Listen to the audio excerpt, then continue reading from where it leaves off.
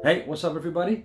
Today I'll be baking some Dover sole, the small ones that slip through the net, you know.